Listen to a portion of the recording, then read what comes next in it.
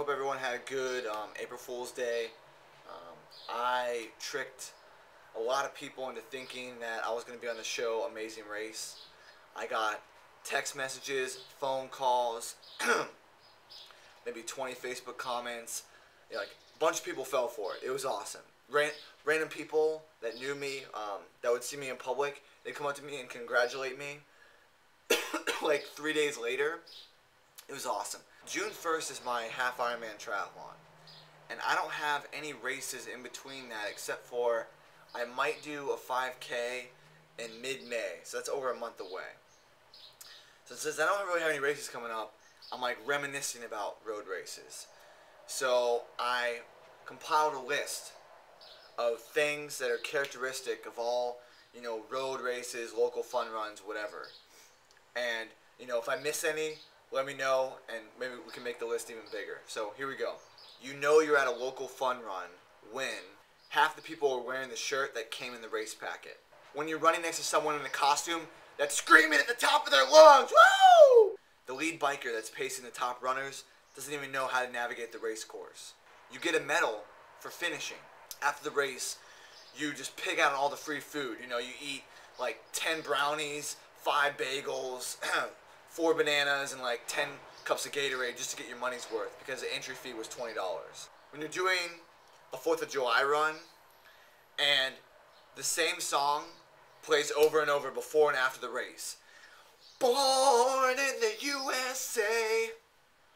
And you're just sick of it. When people see you, like in an out and back course, or maybe you're lapping someone on a loop, and they always tell you, good job. There's an aid station every 1.5 miles. If you run like 18 minutes or faster in the 5K, assuming there's not a lot of competition, everyone there thinks you're like a legend. They treat you like, a pro. When a bunch of runners in the field are wearing iPods, when you run a 10K and you get second, but your 5K pace would have won the 5K if you had entered that race. When a bunch of kids go out sprinting and die within the first half mile. When wearing short shorts attracts a bunch of attention. Like everyone looks at you as like the guy to beat. When the award ceremony lasts over an hour because they're giving awards for age group increments of 3 years for both women and female, ranging from like 5 years old all the way to like 80 years old. And then if you're one of the top 3 overall, you don't get your award until the very end of the award ceremony. And by then, everyone just leaves when they get their award. So when you get yours, it should be the climax of the entire, morning, but instead there's only 5 people there. When someone pushing a stroller gets 3rd overall. When someone's wearing a fuel belt for a 10K. When you're leading the race and the course isn't properly marked, so you're asking volunteers on the way like, where you're supposed to go, and they have no idea.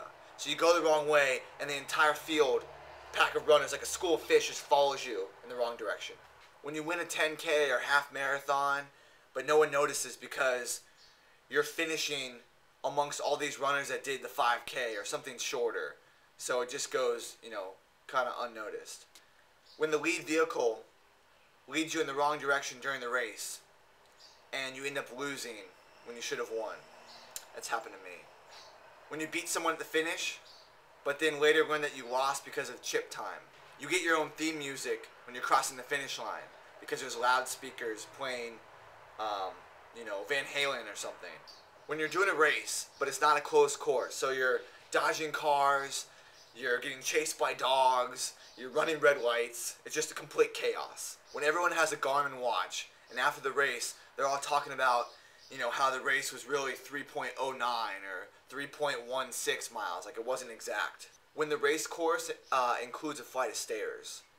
When the lines for the porta potties are so long, and the race director keeps announcing, okay, the race starts in 10 minutes, oh, the race starts in 5 minutes, and you have to make a decision between taking a shit or starting the race on time. Or option C is finding someone's random backyard and just, defecating in it. When you're looking for a place to stash your keys and, your wallet and like other miscellaneous stuff you have on you, maybe your training shoes since you took them off to put your flats on, your shirt that you're not going to wear during the race, like everything, you got to hide somewhere that you hope no one finds because you have no one supporting you, and there's no locker. You just got to ditch it somewhere and get it after the race. I'm sure you guys could identify with a lot of those things because you probably do local fun runs in the off season, or maybe you graduated and you just do it for fun because that's all you have, like me. But anyway, if I missed anything, let me know in the comments. Feel like I covered most of it, but yeah, I'm gonna go run now. There's a parade going on in Hawaii right now. It's called the Merry Monarch, and it's like a big hula competition. And right now it's a parade, a bunch of floats. So I'm just gonna run down there, and whatever. It should be an interesting run. Just did my run, 7.35 miles in the heat the whole time. It was awesome though, because I ran around the parade, through the people and stuff, and everyone's cheering for the parade, the marchers, but it was kind of cool because I pretended like they were cheering for me. Good motivator. On a side note, I think Powerade should fire their president of marketing and innovation, or whatever you want to call him. Look at this. Powerade grape. Doesn't sound motivating, doesn't fuel me for my workout. I wanna drink something cool. I mean, like, Gatorade has Riptide Rush, which is like grape. Why can't Powerade make something cooler, like, Caribbean Flow or something?